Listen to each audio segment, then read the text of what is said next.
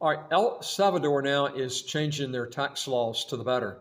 Most people don't realize this, but El Salvador was not truly a territorial tax system country.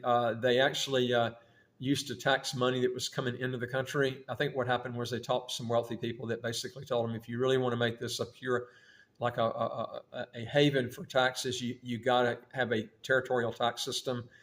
And probably a lot of people were not reporting anyway, so they figured, this is just keeping a lot of money out. So what we need to do is just eliminate this, and this is what they're doing. One thing I would like to see them do, though, that Nicaragua's got is they need to either curb back on the language requirement to get citizenship in El Salvador. Now, one thing they could do that some countries do have, and that is that if you're 65 or older, you don't have to pass a Spanish test to get the citizenship and passport, or just eliminate it for everybody. To me, what it is you're going to learn Spanish anyway. And I was in Panama for 4 years. I never took the test there, but you're going to pick it up anyway. So I mean, you can't operate unless you don't, because there's so many people that can't speak English in these countries. Only 2% of the population in Panama speaks English. You're going to have probably about the same ratio with El Salvador. So what they need to do is really just take away that language barrier, that test, that really is a barrier for people wanting to come in and get the citizenship. Otherwise, you're going to have a lot of wealthy people that want to get the passport, but they'll go somewhere else. Okay, that doesn't allow it, like Ireland or places like Cyprus that have English-speaking countries. You don't have to take a language test or anything like this. But anyway, maybe they will make that change. We'll see what happens there.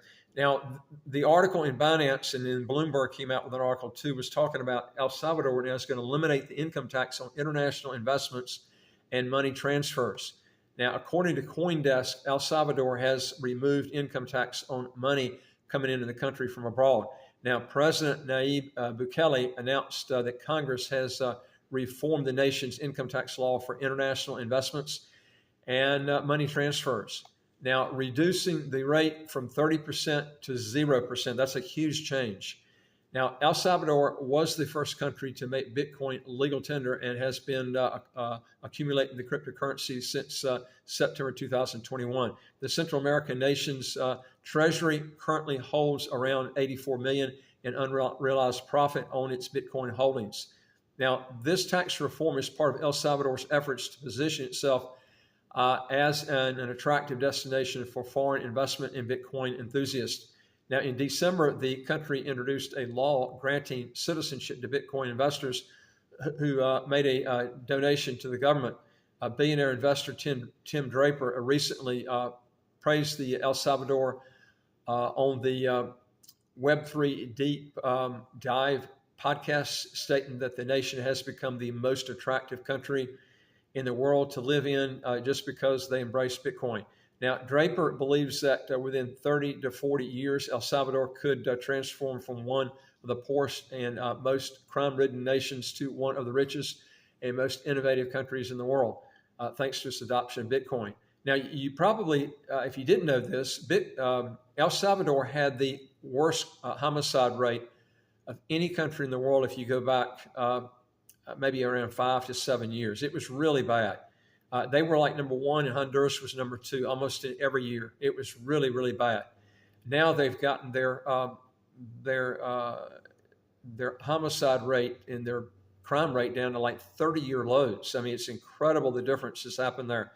And now, of course, I did a video that Haiti's looking into trying to get him to try to straighten up the situation there in Haiti. Haiti's a basket case. It's going to take somebody like him to go in there and straighten it out because Haiti's been messed up since the 1800s. It's just been one coup after another. And I think they're going to have to make some really drastic changes. And he would be the type of guy or somebody that has his, mindset to really make that change. Anyway, folks, if you want to legally get around high income taxes or how to get a second passport as quick as 4 to 8 months, do 3 things. Hit the subscribe button on the right of your screen right here, and you get new videos automatically as they come out. And number 2 is I would like to hear from you. If you got a question or comment, put it below and go to our website, www.citizenshipquickly.com, and just ask for some help. And I look forward to talking to you in the next video. Take care.